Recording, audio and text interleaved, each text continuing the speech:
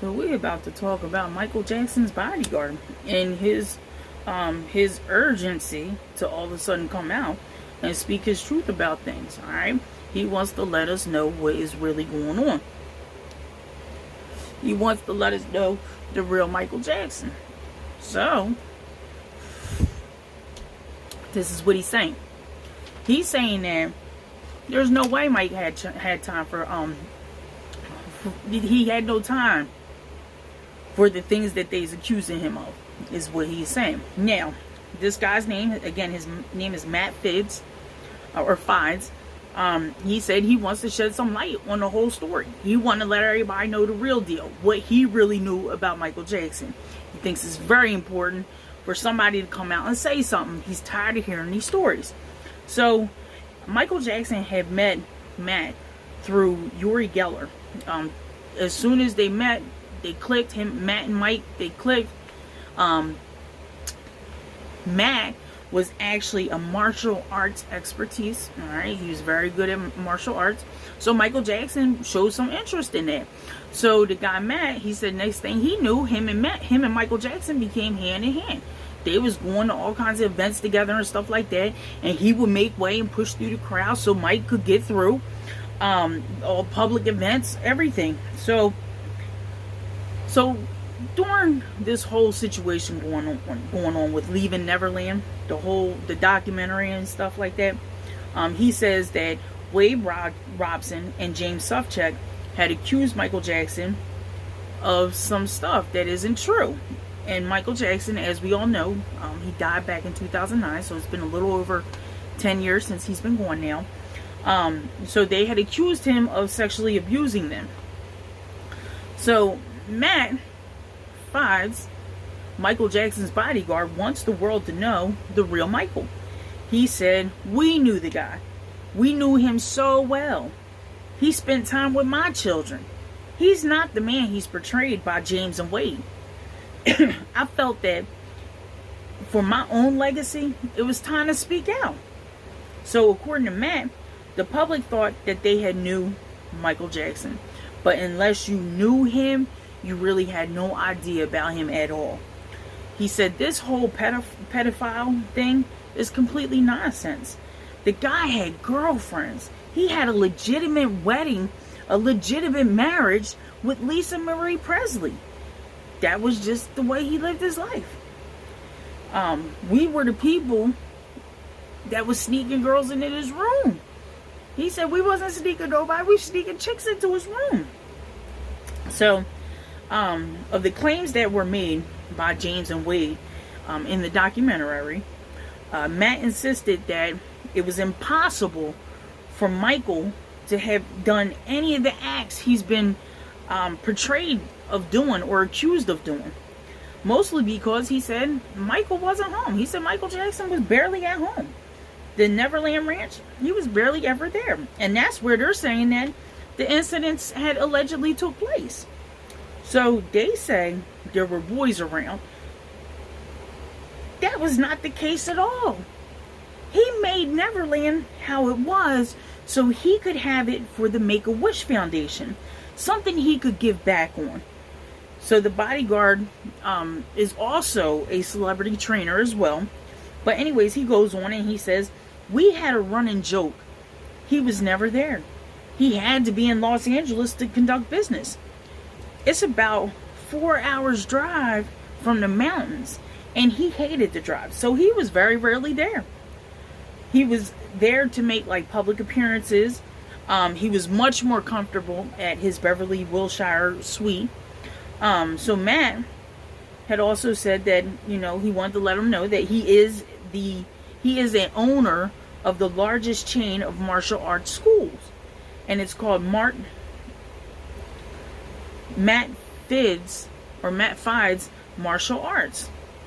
So Matt continued, if he was doing what he was doing to young kids, he would never get any work done.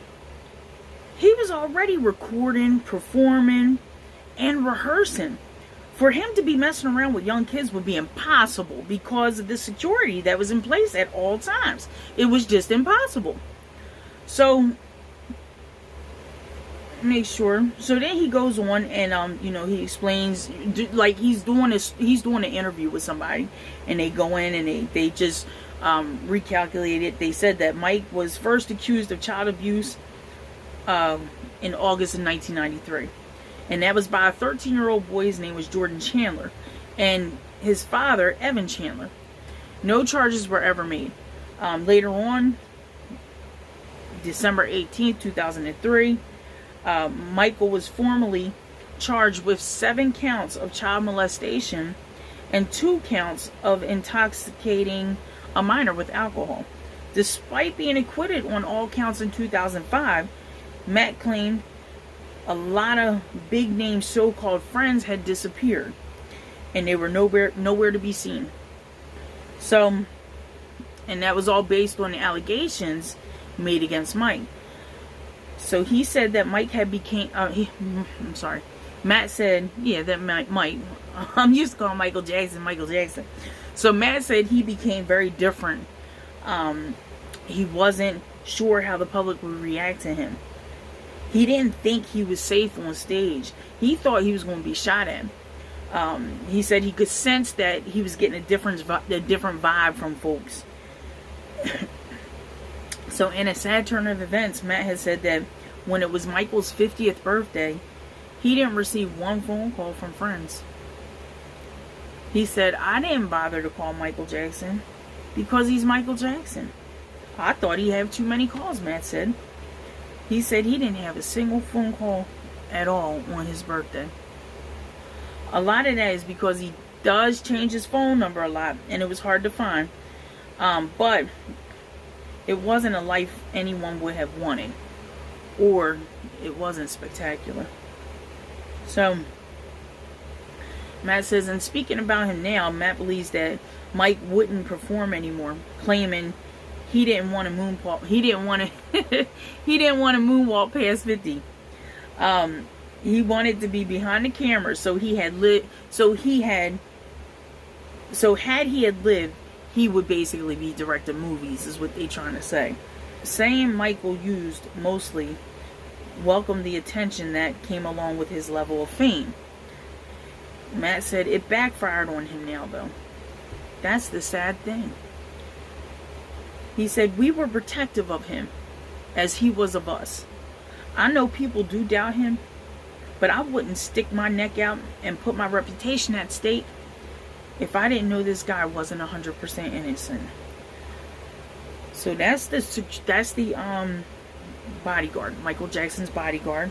He released that information. He did an interview for a media outlet, and so that's what he came out and said. So on a lighter side of things, I don't know if you guys are up to date with this thing, but Michael Jackson's estate, when Michael Jackson had passed away, they say he was in debt by like $400 or $500 million. $500 million is what they said at the time of his death.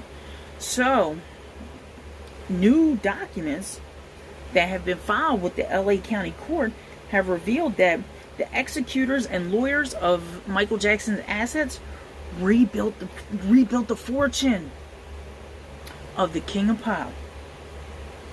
Ain't that something? So wait, listen, y'all. So as of December 31st, 2018, the estate generated gross earnings exceeded $1.7 billion. Michael's estate attorneys told the courts in the latest filing, which had been obtained by a news outlet. So among other issues at the time of Michael Jackson's death, Michael Jackson's most significant assets were subject to more than $500 million of debt. Some debt in default, like the mortgage, utilities on his family home in Havenhurst, and they said that his mortgage, all that was like unpaid for several months. Not like Jim Jones, and it was 7 years. But they said that the executors of Michael's assets have been working hard. They've been rebuilding and enhancing his image. So with the assistance of their counsel, the executors have successfully rebuilt and enhanced his image, solidified the MJJ business as a significant entity, in the entertainment industry. They entered into and continued to enter into unprecedented business deals that have produced and will in the future produce significant revenues for the estate. They've been working. Okay, they've been working. So shout out to them. Yes. All right. So the success of recordings and official Michael Jackson merchandise, all that stuff has also helped contribute to his fortune. He's passed away, and he's worth more now than he was when he passed away, when he was here. Go ahead, Michael. Go ahead with your bad self. So Michael had died. They're going into a little bit their own commentary, but they're just saying he died at the age of 50 in June 2009, and he left his fortune to his mom, 89. They said he left his fortune to his 89-year-old mother, Catherine, as well as his 3 children, 22-year-old Prince, 21-year-old Paris, and 17-year-old Blanket. So it's crazy. It's crazy, you know, a lot of stuff going on here.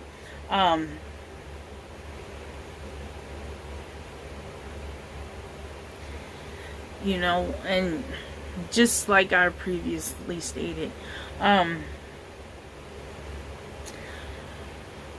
know, it's a shame that Mike wasn't able to, like, you know, live a happy, prosperous life. You know, there's a lot of folks out there, and as soon as they see an opportunity, they go after it, and no matter who they hurt, they don't care. They after that dollar. Essentially, it seems like, I mean, like all these allegations and stuff had, like, brought him to a point of misery. You know, like it seemed like his bodyguard was saying, Matt Fides, that it seemed like these allegations drove him to his death, y'all. Sad. It's sad. It's a beautiful thing though, because now that he's up above with the Most High, he's making a beautiful angel for lots of folks. Lots of folks, y'all. Lots of folks. 50 Cent need to leave his daughter alone, okay? And everybody who's saying they ain't his kids, oh well. He went to his grave claiming them, and you don't have to have them to be a father, a loving father. Okay? I forget what the new saying everybody been saying, is that the stepfather stepped in and the stepfather will come in and take care of what's not his. So if they are his babies, he's going to make them a wonderful angel. If they aren't his babies and he decided to take them under his wing, God bless him. He's going to make them a wonderful angel. All right, guys, y'all be good to people and make sure y'all become a wonderful angel to somebody. Don't go to the other side. Just don't go over to the other side. All right, guys, till next video.